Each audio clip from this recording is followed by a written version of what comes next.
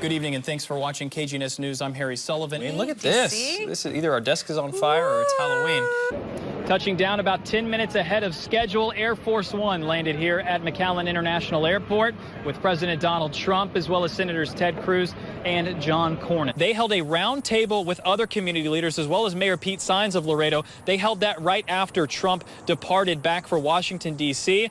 They just had a press conference. Ted Cruz saying Donald Trump may now be willing to compromise on a few things.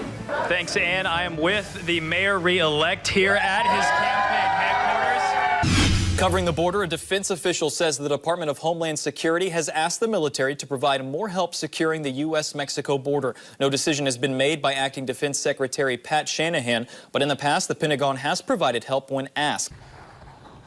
Look at that. Been getting in my skating. Today is Navidad Fest. Activists recently rallied in front of the Laredo Detention Center to fight for the release of a mother who's seeking asylum so she can be reunited with her daughter. Joining us is Lorena Cold Front Ibarra. She's got a look at what we can expect this week in weather.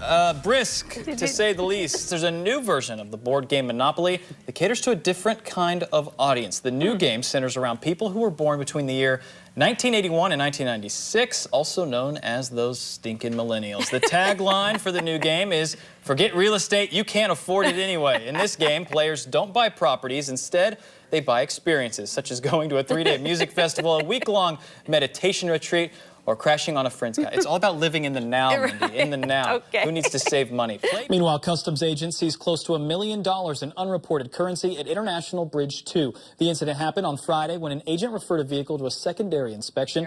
Yes, a little toasty this morning for what we've seen the past couple of days. Beautiful weekend, sort of carrying over into this morning in terms of those warm temps, but that will change as we move throughout the week. And it's not just back at headquarters or in the air that the National Guard is needed, but here on the shore, where this carrizo cane, this invasive species, is controlling the area. You can see how hard it is. They've tried to get rid of this stuff a million different ways. Well, today is Wednesday. It is our pet of the week. Today we have Joy in here, as well as Cynthia Gutierrez, the assistant manager of LAPS, to tell us how you can help Joy find a forever home. Outside today, a nice little break from what we've seen over the past couple of weeks. I heard Heatwave say earlier, this is what it's supposed to be like. I heard him say that too. Very spring-like out there. Let's check in with Heatwave for 80 first look at weather. degrees. Yeah. Yes.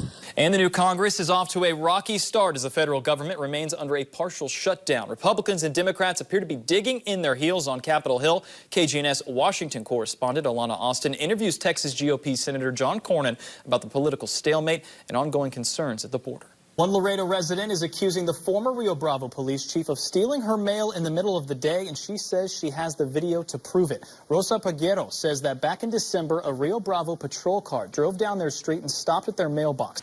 Meanwhile, the Federal Transit Administration has provided El Metro Transit with an $11.5 million grant that will go towards building a brand new facility. As Laredo continues to grow, so does the need for transportation. A man who attempted to report a stabbing to police finds himself behind bars instead. Laredo police arrested 17-year-old Angel de Jesus Ramirez for allegedly making a false report to police. The wind is still out there, still howling, but like we were saying earlier, it's still January. We're not quite out of winter yet, but Heatwave, what can we expect as we move into the next couple of days, as well as this afternoon? And a sweet Mexican tradition has bakeries all across town pretty busy today. Sunday is the day of the Wise Men, or Los Reyes Magos. Lake Tahoe, 12 inches of snow. Parts of Utah getting heavy snow. Park City, 8 inches of snow. Ski country, kind of getting what they wanted, their late Christmas present right now here in the early parts of January. But as we take a look back here at Texas, that storm across the Midwest, trails of that leaking all the way down into parts of Texas, even reaching into Mexico, as we see our satellite and radar. And I'm Harry Sullivan. With less than a week as interim city manager under her belt, Cynthia Collazo has already made drastic changes to the management structure of the city of Laredo. It was announced on Saturday by District 4 Councilman Alberto Torres Jr. that Collazo decided to replace 5 executive director positions, which former city manager Horacio de Leon created, with 2 interim assistant city managers. The 5 executive directors include Blasita Lopez, Martin Aleman, Monica Flores, Mario Maldonado, and Ramon Chavez. Collazo reassigned these former directors to roles management has deemed fit. The result of these changes is allegedly saving the city over $425,000. City staff have been asked to limit their comments regarding these matters since it does involve personnel. We reached out to the city and they provided this statement from Collazo saying part, quote, while executive directors helped us reach many of our goals over the past year and a half, what is needed during this time of transition is to strengthen our city management and improve direct communication between the city manager and staff, end quote.